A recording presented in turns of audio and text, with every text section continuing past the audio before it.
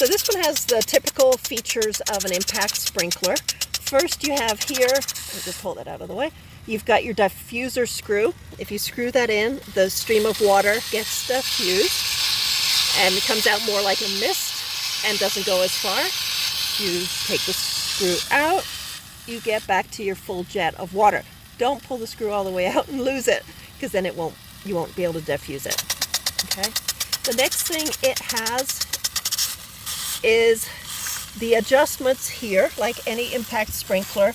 This pin, it will rotate from side to side between these two red tabs. So if you want it to go very narrow, you do that. If you want it to go further, you do that, and it will just rotate back and forth between them.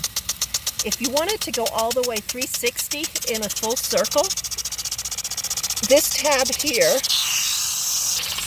okay, this is not easy. You need to pull that tab up, and now it will go all the way in a full 360.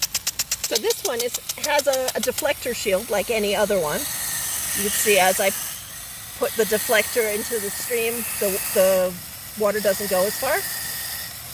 But instead of having one that you just kind of set it and it's the same all the time, on this sprinkler they have something called the Pattern Master. And if you push up on this, as it goes over the high spot, it activates the deflector.